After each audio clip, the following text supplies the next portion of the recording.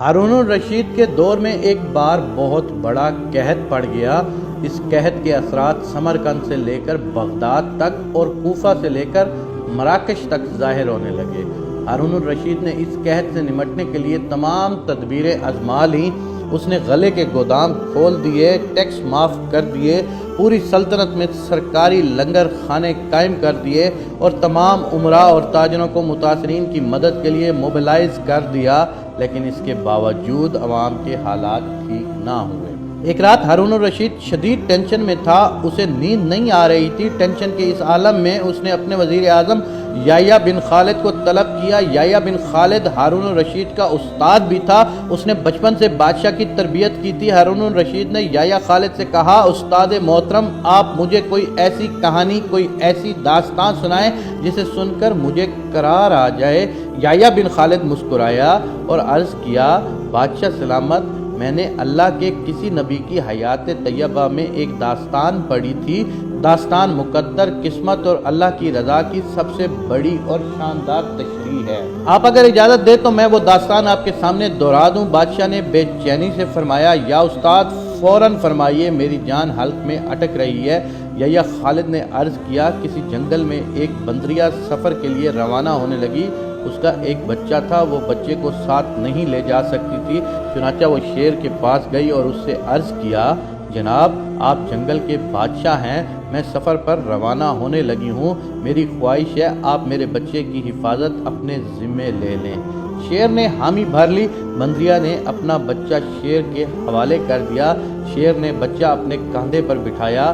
بندریہ سفر پر روانہ ہو گئی۔ اب شیر روزانہ بندر کے بچے کو کندھے پر بٹھاتا اور جنگل میں اپنے روزمرہ کے کام کرتا رہتا۔ ایک دن وہ جنگل میں گھوم رہا تھا کہ اچانک آسمان سے ایک چیل نے ڈائی لگائی، شیر کے قریب پہنچی، بندریہ کا بچہ اٹھایا اور آسمان میں گم ہو گئی۔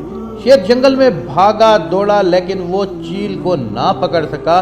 یحییٰ خالد رکا، اس نے سانس لیا اور خلیفہ ہارون الرشید سے عرض کیا، بادشاہ سلامت، چند دن بعد بندریہ واپس آئی اور شیر سے اپنے بچے کا مطالبہ کر دیا۔ شیر نے شرمندگی سے جواب دیا، تمہارا بچہ تو چیل لے گئی ہے۔ بندریہ کو غصہ آیا اور اس نے چلا کر کہا، تم کیسے بادشاہ ہو؟ تم ایک امانت کی حفاظت نہیں کر سکتے، تم اس سارے جنگل کا نظام کیسے چلاؤ گے؟ شیر نے افسوس سے سر ہلایا اور بولا، میں زمین کا بادشاہ ہوں، اگر زمین سے کوئی آفت تمہارے بچے کی طرف بڑھتی تو میں اسے روک لیتا، لیکن یہ آفت آسمان سے اتری تھی اور آسمان کی آفتیں صرف اور صرف آسمان والا ہی روک سکتا ہے۔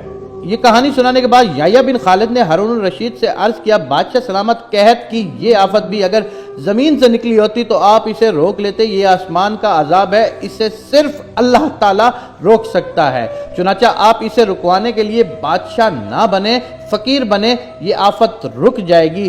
دنیا میں آفتیں دو قسم کی ہوتی ہیں، آسمانی مصیبتیں اور زمینی آفتیں۔ آسمانی آفت سے بچنے کے لیے اللہ تعالیٰ کا راضی ہونا ضروری ہوتا ہے، جبکہ زمینی آفت سے بچاؤ کے لیے انسانوں کا متحد ہونا بہت ضروری ہوتا ہے۔ وسائل کا بھرپور استعمال اور حکمرانوں کا اخلاص درکار ہوتا ہے۔ زمینی آفتوں سے نمٹنے کے لیے یحییٰ بن خالد نے ہارون الرشید سے کہا، آسمانی آفتیں اس وقت تک ختم نہیں ہوتی جب تک انسان اپنے رب کو راضی نہیں کر لیتا۔